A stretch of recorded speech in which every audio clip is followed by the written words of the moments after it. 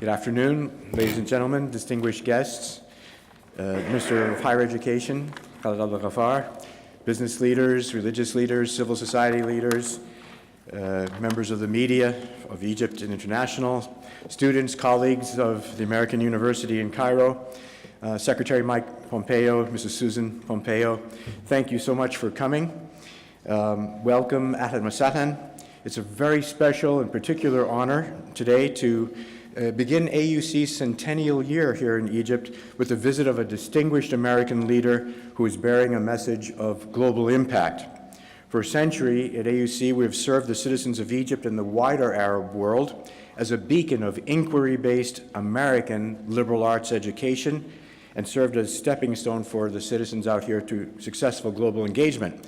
At the same time, we've served generations of the most adventuresome American scholars as the most inviting portal to this dynamic and welcoming heart of the Arab world.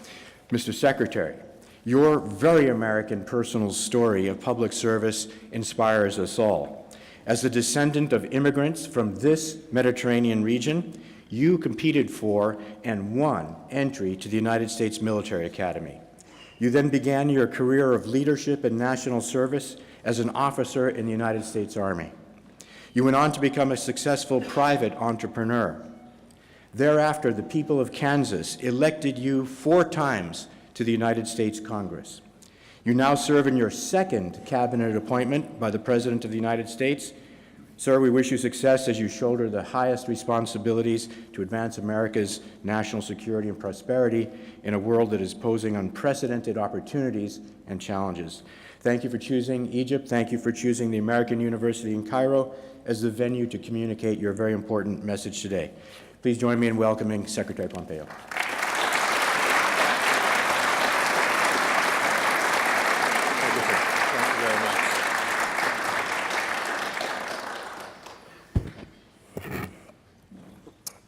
Thank you, Frank. Thank you to Frank Richardoni.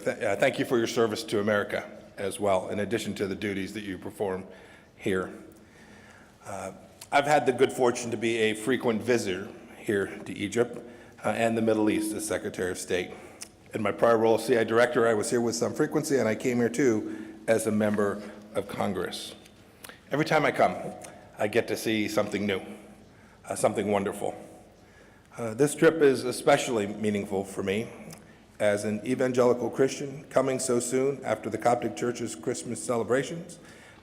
This is an important time. We're all children of Abraham, Christians, Muslims, Jews. In my office, I keep a Bible open on my desk to remind me of God and His Word and the truth. And it's the truth, lowercase t, that I'm here to talk about today. It is a truth that isn't often spoken in this part of the world, but because I'm a military man by training, I'll be very blunt and direct today. America is a force for good in the Middle East. We need to acknowledge that truth, because if we don't, we make bad choices, now and in the future. And our choices, the choices we make today, have consequences for nations and for millions and millions of people, for our safety, for our economic prosperity, for our personal freedoms, and those of our children. And there's no more appropriate place than where I'm standing today to have this discussion at the American University here in beautiful Cairo. As Frank said, this year marks 100 years since the founding of this institution. And the AUC is more than just a university. It is an important symbol of America's friendship with Egypt and what binds our people together. Together, we've created a modern place of learning in the midst of an ancient civilization with its own rich history of artists, poets, and intellectuals. Egypt has always been a land of striving, and yet, times, your aspirations and those of your brethren in the Middle East have seemed impossible to achieve. These lands witnessed convulsions from Tunis to Tehran as old systems crumbled and new ones struggled to emerge. That's happened here too. And at this critical moment, America, your longtime friend, was absent too much. Why? Because our leaders gravely misread our history and your historical moment. These fundamental misunderstandings set forth in this city in 2009 adversely affected the lives of hundreds of millions of people in Egypt and all across the region. Remember, it was here in this city, that another American stood before you. He told you that radical Islamist terrorism does not stem from an ideology. He told you that 9/11 led my country to abandon its ideals, particularly in the Middle East. He told you that the United States and the Muslim world needed, quote, a new beginning, end of quote. The results of these misjudgments have been dire. In falsely seeing ourselves as a force for what ails the Middle East, we were timid in asserting ourselves when the times and our partners demanded it. We grossly underestimated the tenacity and viciousness of radical Islamism, a debauched strain of the faith that seeks to upend every other form of worship or governance. ISIS drove to the outskirts of Baghdad as America hesitated. They raped and pillaged and murdered tens of thousands of innocents. They birthed the caliphate across Syria and Iraq and launched terror attacks that killed all across continents. America's reluctance, our reluctance to wield our influence kept us silent as the people of Iran rose up against the mullahs in Tehran in the Green Revolution. The Ayatollahs and their henchmen murdered, jailed, and intimidated freedom-loving Iranians. And they wrongly blamed America for this unrest when it was their own tyranny that had fueled it. Emboldened, the regime spread its cancerous influence to Yemen, to Iraq, to Syria, and still further into Lebanon. Our penchant, America's penchant for wishful thinking, led us to look the other way, as Hezbollah, a wholly owned subsidiary of the Iranian regime, accumulated a massive arsenal of approximately 130,000 rockets and missiles. They stored and positioned these weapons in Lebanese towns and villages in flagrant violation of international law.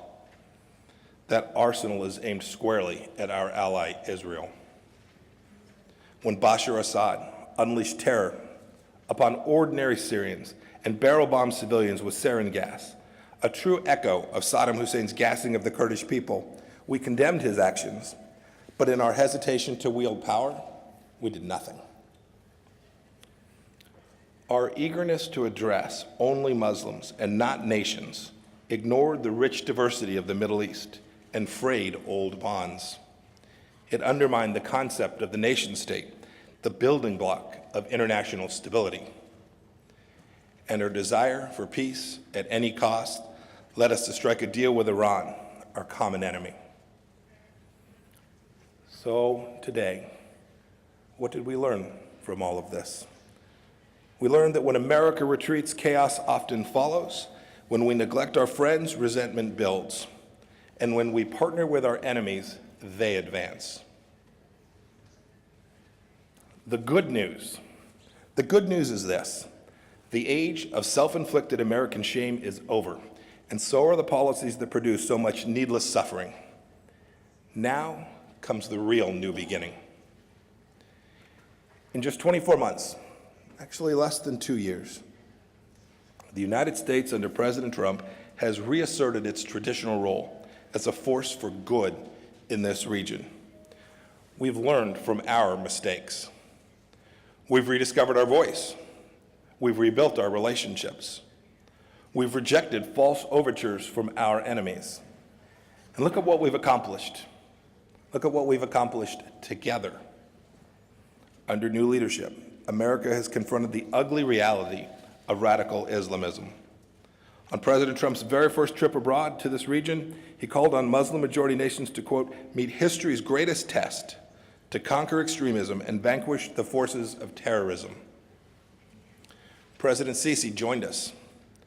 He joined us in denouncing the twisted ideology which has brought death and suffering on so many. I thank President Sisi for his courage.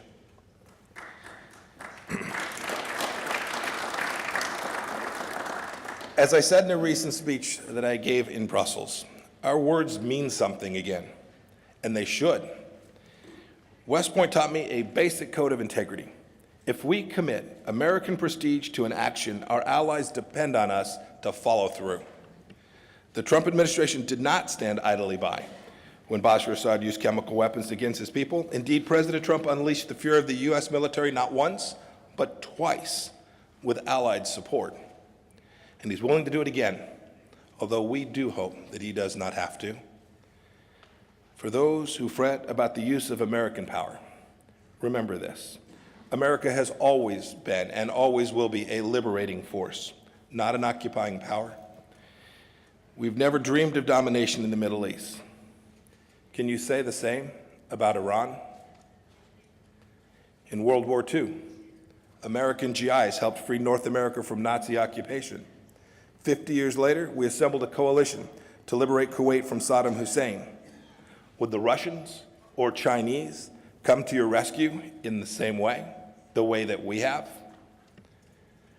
And when the mission is over, when the job is complete, America leaves. Today, in Iraq, at the government's invitation, we have approximately 5,000 troops, where there were once 166,000. We once had tens of thousands of U.S. military personnel stationed in Saudi Arabia. Now that number is a tiny fraction. When we do set up major bases, as we've done in Bahrain, in Kuwait, and Qatar, and in Turkey and the Emirates, it's at the invitation of the host country. In that same spirit, just last year, America bolstered a coalition of allies and partners to dismantle the Islamic State's caliphate, liberating Iraqis, Syrians, Arabs and Kurds, Muslims and Christians, men, women, and children.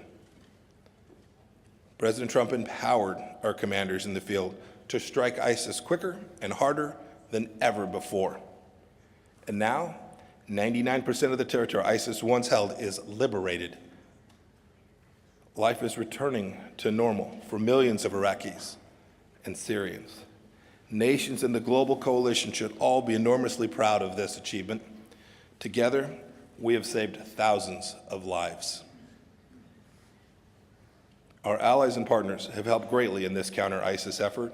France and Britain joined our strikes on Syria and have supported our anti-terror effort around the world.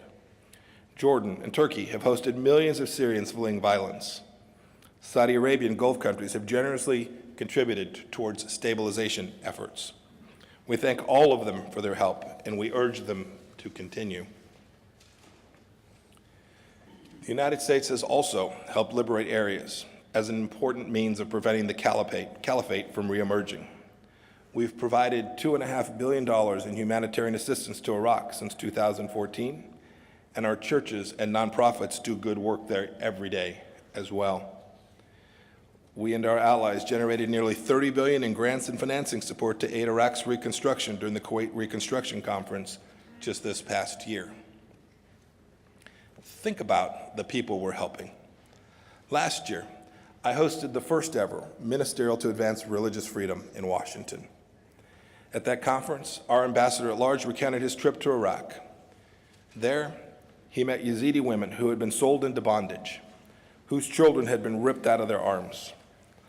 Life under ISIS was real hell, a living hell on earth.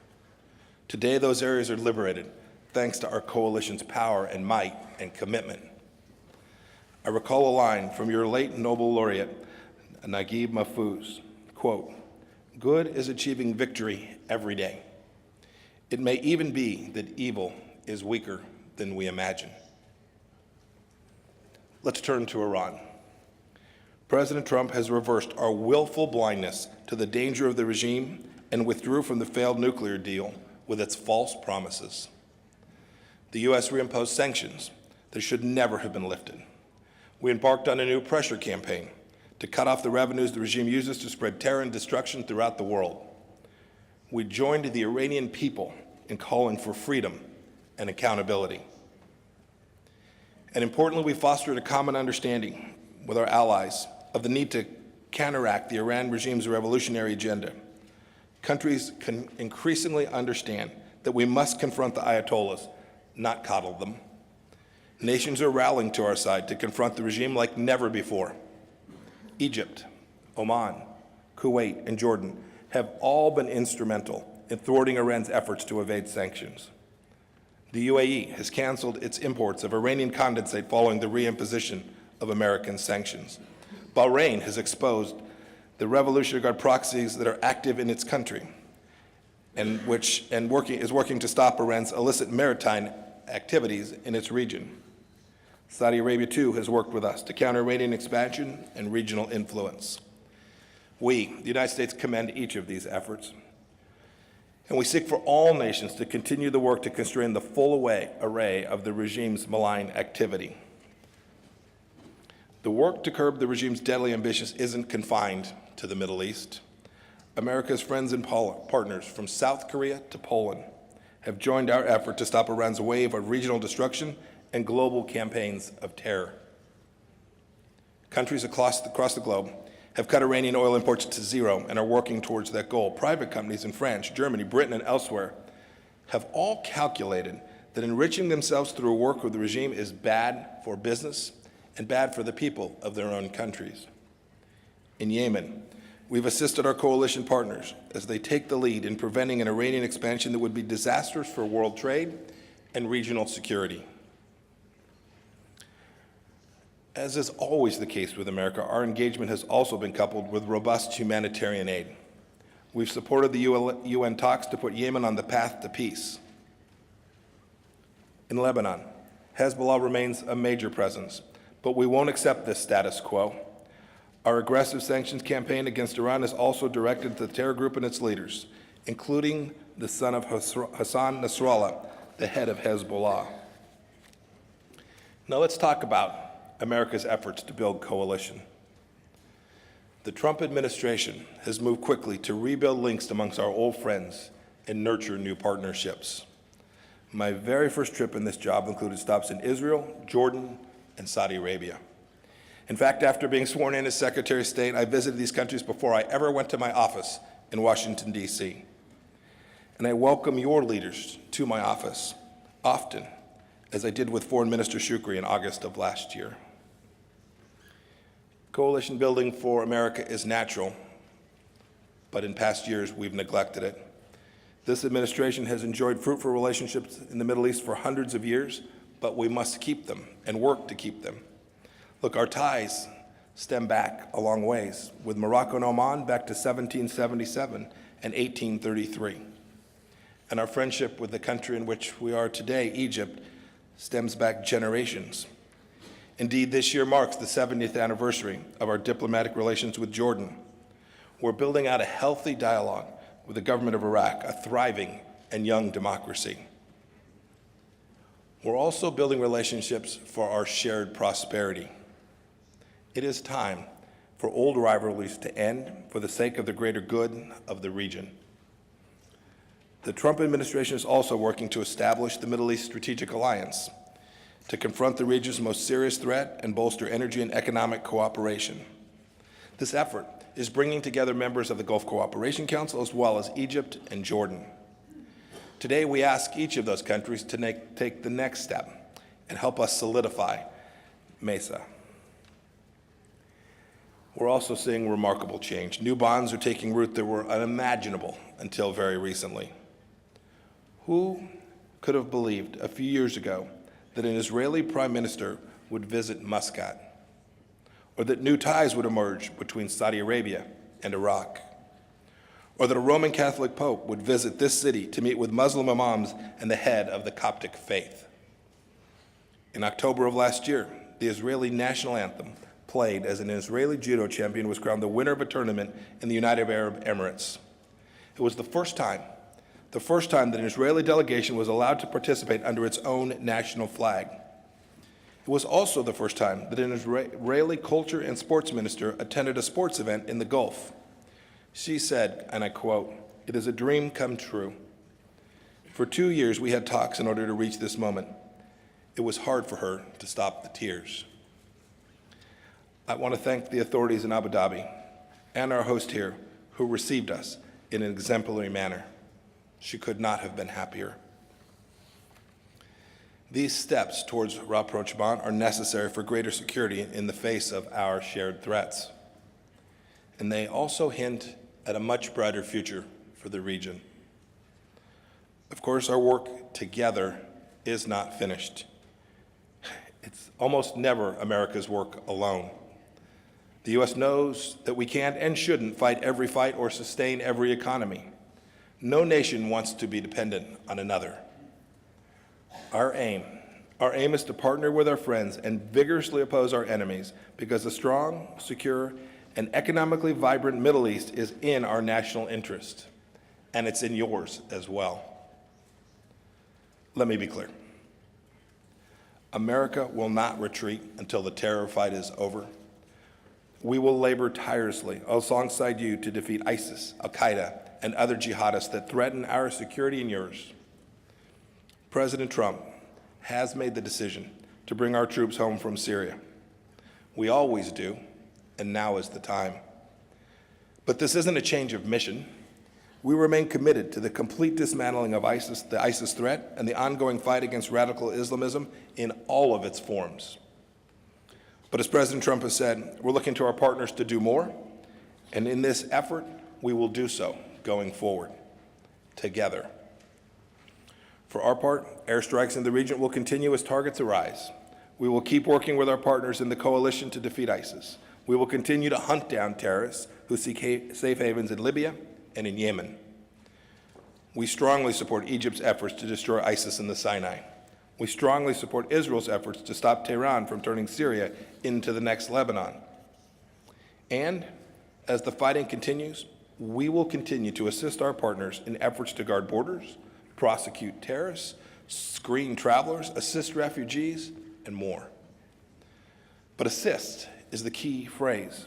We ask every peace-loving nation of the Middle East to shoulder new responsibilities for defeating Islamic extremism wherever we find it.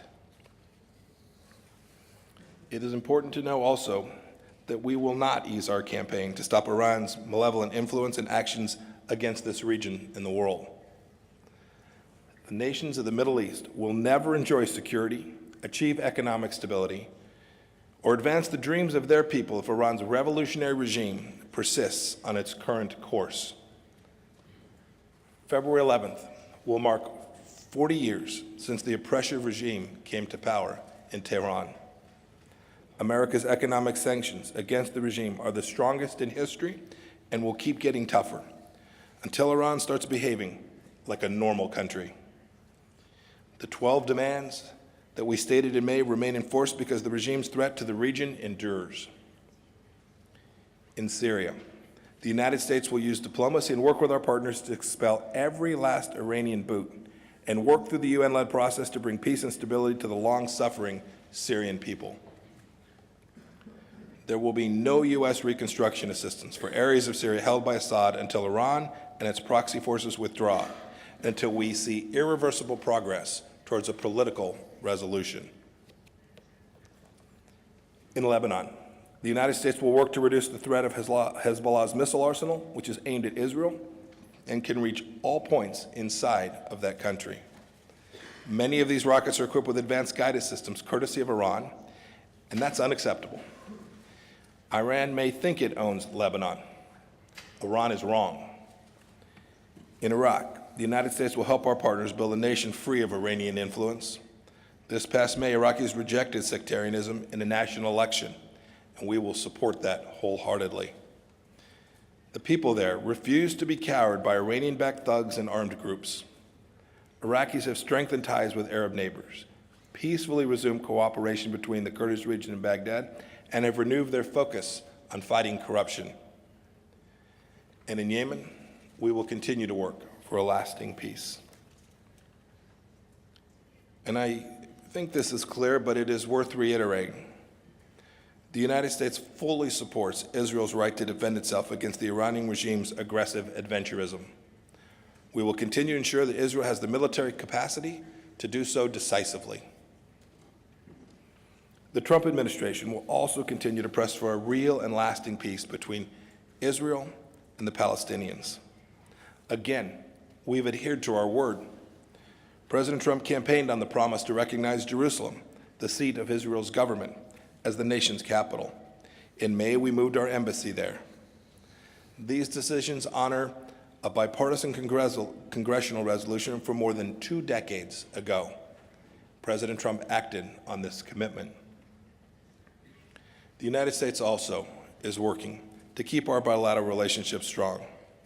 Over the next few days, I'll hold in-depth discussions with leaders of Bahrain, the UAE, Qatar, Saudi Arabia, Oman, and Kuwait.